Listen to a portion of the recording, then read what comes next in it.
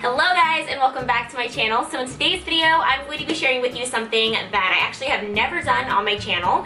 This is going to be a mom hacks video that I liked and I don't like. So there are a ton of hacks that I wanted to share with you. I thought it'd be just really fun to sit down and kind of talk about some of these things that I found.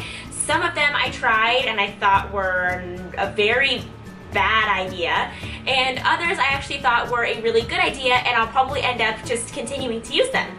So I figured I would start out with the hacks that I like.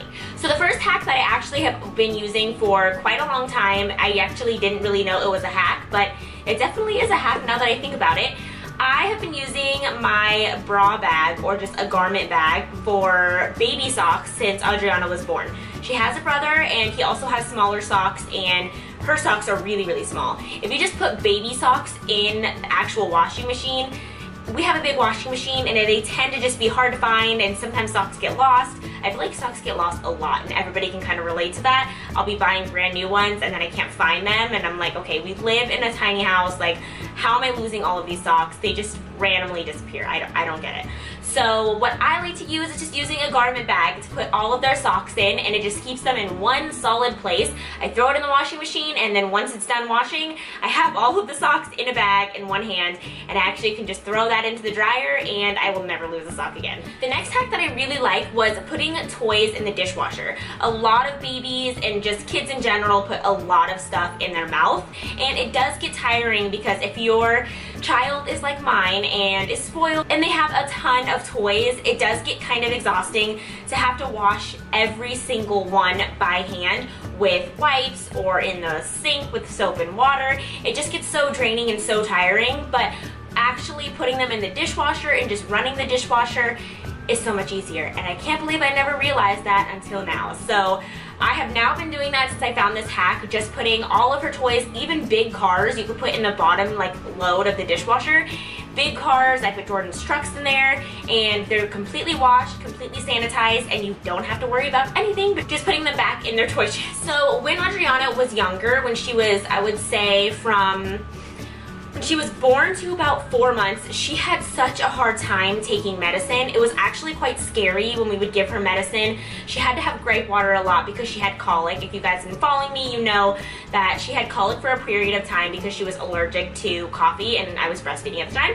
So long story short, she had a really, really tough time taking medicine, and this hack is so genius. I think it is such a great idea. So if your child likes pacifiers, you can poke a hole in the pacifier. Now I'd probably just do this with one because you don't want to ruin all the pacifiers and have holes in all of them, but basically just pick one pacifier, put a hole in it, not that big, and you put the medicine, I'll insert pictures, put the medicine inside of the pacifier, and they can actually take the medicine gradually as they're sucking on the pacifier, and they'll end up swallowing it, they end up taking it so much easier, and they will end up taking the complete dose of medicine. So now that Adriana is eating baby food, she tends to get super messy while we're doing that. She does actually eat pouches on her own, which is crazy because she just turned 9 months today, and she actually holds a pouch herself and feeds it to herself. So when we're in the store, she tends to just do it all on her own. It's really cute. I just have to help her push it up a little bit once it gets really low. But other than that, she does it all by herself, but it does get really, really messy. Now for the most part, we do feed her in her high chair. So I like to do is put command hooks on the back of her high chair to hang anything kind I want, but mostly bibs on the back of her high chair. For the longest time, I would just, she'd be crying and she'd want to be eating, so I would put her in the high chair and I would just grab the baby food, not even thinking about a bib, and she's already dressed in like nice clothes just for the day, and I'm like, oh, I don't have the bibs, and then I have to scram and try to find a bib. Best thing to do is just put an easy command hook that sticks on the back of the high chair. You can't see it, it doesn't stand out, and then you just grab the bib from the back and you are good to go. Now this idea is super genius, and I was very surprised that I have never seen this before. Now that it's summer, we love being outside. Adriana loves the outdoors, she loves the sun, she loves the wind, she loves just hanging outside. It's probably her favorite thing to do other than watch her show Little Baby Bum. So for the most part for the summertime, we like to just take Jordan to the park. Sometimes we'll bring her walker where she could just kind of walk around on the concrete at the park, like with shoes of course, and you know, play and whatever, but she can't like walk yet, so she can't really do much at the park by herself. So since she's at that age where she can't walk, it's nice to bring her pack and play because it's super easy to fold up, just take out, put back, and bring it to the park and let her play in there outside with her toys in there, maybe like a little blanket and whatever, and just kind of hang out. But what I worry about is sometimes the sun is in her eyes and there's bugs that fly all around her, and she's not moving around to a bunch of places, so I feel like bugs are kind of more attracted if you're just sitting on the ground. And so this idea is just my new favorite thing ever. By putting a sheet on the top of the pack and play, it creates like a little canopy thing around the pack and play to where it's blocking the sun, no bugs are really getting in, nothing's coming down on her, so if like a tree is above her and a leaf falls, it's not getting inside of her pack and play. It's just completely covered, and it's super easy. Just bring a sheet inside of your diaper bag, it'll fit really easy. Just a plain old crib sheet, not a sheet that you would put on a queen size bed, but just a basic crib sheet. Put it over the pack and play and your child is protected inside of the pack and play. Alright guys, so on to the hacks that I do not like, I would never use, and I just don't think they're really that good of ideas. First one being putting bandages on an outlet. So, you know, kids are exploring, they want to touch things and see what things are. That's perfectly great. That's awesome if kids are trying to explore, but outlets are dangerous and they can electrocute them, so everybody likes to put those little plastic things inside of the plugs so they can't put their fingers and stuff inside of the actual outlet. People are now trying to make it a hack and a frugal way of putting a band-aid that you put on your leg when you get cut onto the outlet. Now, for one, I feel like that's such a bad idea because I feel like it's bringing more attention to the actual outlet plug by putting a band-aid on it, because when you put a band-aid on a child, 99.9% of the time they pick the band-aid off because there's a sticky thing on their knee. So they're gonna rip the band-aid off. And the band-aid resembles a sticker, and kids love stickers and it just sticks.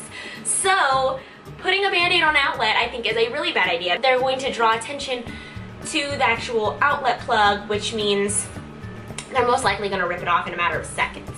So I think that buying the plastic things that just stick into the actual outlet plug is such a better idea. They're really not that expensive, and if you have Amazon Prime, they come in 2 days. This idea I actually told PJ about, and he actually thought it was a really great idea, but for me, if I was just going to the store and I was having to carry a diaper bag and Adriana in my hands and, you know, a coffee or this or that, I'm not going to want to bring this product into the store as well because it's not going to fit in my diaper bag, and that is cutting a pool noodle in half and putting the pool noodle on the actual shopping cart handle so your child isn't touching the handle, which I'm a very germophobic mom. I'm one of those like germ-free moms that wipe everything down. I'm OCD.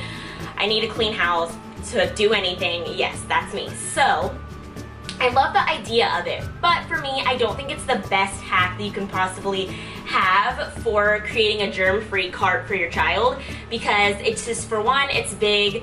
I'm not gonna want to carry it around. A pool noodle is too big to fit in a diaper bag. I know it's too big to fit in mine. So I just don't feel like it's the greatest idea. I feel like if you want to maybe protect it, maybe bring one of those like muslin blankets and put it in your diaper bag and like wrap it around the cart handle and just use a blanket. I feel like that's so much easier.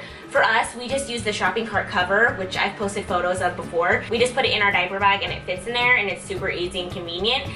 Now, just bringing a pool noodle into Target just doesn't seem feasible for me. Okay, so this is for you potty training moms. That is supposed to be a really great hack, but I personally am very disgusted by it. And that is turning your kids around on the toilet. So instead of facing front ways, they're facing this way. And they have their legs straddled over, and they're saying to bring a whiteboard marker and have them write on the toilet lid that they're facing. So your actual opened toilet lid, they're writing on it. Now, that I would never do. For one, I wouldn't want to confuse them by turning them around while I'm potty training them, because it's not the way that you sit on a toilet. I don't want to do that. I want my child to face the right way and know that that's the way that you have to face when you're potty training. So we're not doing that. For two, writing on the toilet lid is the most germy thing ever. I, for one, don't want my child touching the toilet lid because like we talked about earlier, kids put their hands in their mouth. If you look at your toilet lid, most of the time it's not super clean. I have boys that live with me. They lift up the toilet lid, they pee. So there's pee, there's germs, it's just a no-no. I feel like that is not a good idea. If you want your kids to color or something, maybe just buy one of the little tiny whiteboards and get your own markers. Face them the right way when you're potty training and give them the whiteboard when they're trying to go to the bathroom, and they can just color on a clean whiteboard from the store. And last but not least, for the hacks that I just don't think are a great idea, is putting duct tape on a diaper. This hack is supposed to be for those moms who have kiddos that like to take their diapers off when there's poop in them or when they have pee, and they like to throw it all around and throw it on the wall and do whatever with it. But duct taping the diaper to the baby and so they can't get it off. And I just don't like that, for one, because I feel like somehow it could potentially get onto their skin. So if there is duct tape on a baby's skin, I mean, if you put duct tape on your skin, how do you take it off? You have to rip it off. That is gonna be traumatizing for the child if duct tape gets stuck to their stomach and you have to rip it off. So for one, I don't wanna traumatize my kid with accidentally getting a little bit of it on their skin and having to rip it off.